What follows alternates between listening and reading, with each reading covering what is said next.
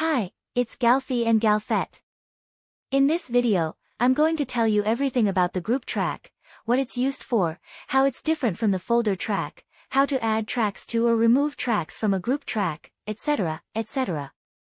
We'll talk about it right after this.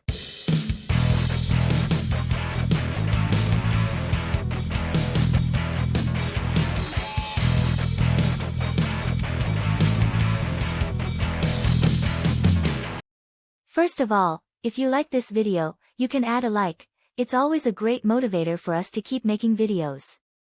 And if you find our videos interesting, why not subscribe to our channel and activate the bell? Back to the group track. There are several ways to create a group track. You can click on the plus button here and select group.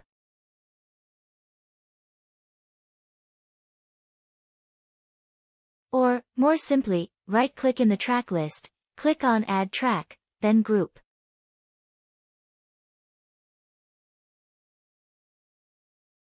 To add a track to an existing group, you can go to Channel Settings by clicking on this little E here. Then, in Output, select an existing group. If you want to add several tracks to a group, you have two options. If the group already exists, you can call the console with F3 and select your tracks with Shift plus mouse click.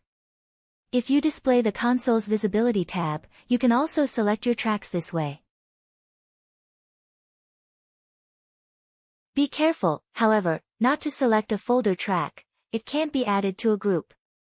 Open the routing rack. Then press Shift plus Alt and select the group to which you want to add your tracks. If the group doesn't yet exist, you can select the tracks to be added to a group in the project window, either with Ctrl plus mouse click to select them one by one, or with Shift plus mouse click to select adjacent tracks. Then right-click, then add track and group channel to selected channels.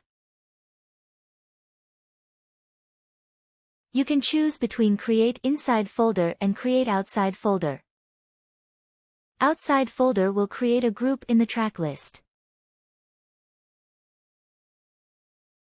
Inside Folder will create the group in the Group Tracks folder here. Groups are different from folder tracks. I told you about folder tracks in a previous video. I'll put the link in the description. Folders are only used to group channels visually. You can see it very easily in the console. I call it up again with F3 and you'll notice that, while we see the folder tracks in the Visibility tab here, we don't see them on the console itself, whereas, in Visibility as on the console, we see the groups.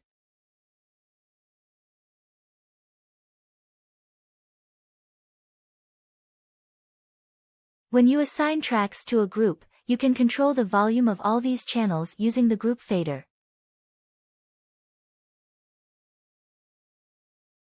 The group can also be useful when mixing, to group your channels by instrument and assign them to a group, guitar group, bass group, etc.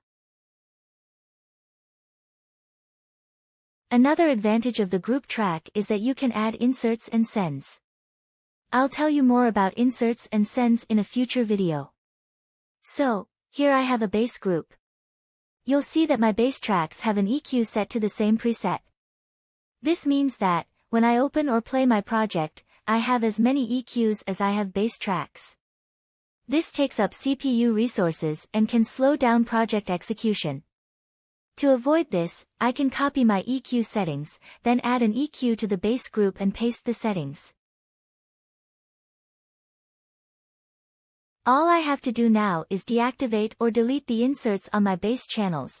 The effect added to the group will apply to all channels routed to the group. If you have any questions or suggestions, feel free to leave a comment. Have a good weekend, and see you next week for a new video.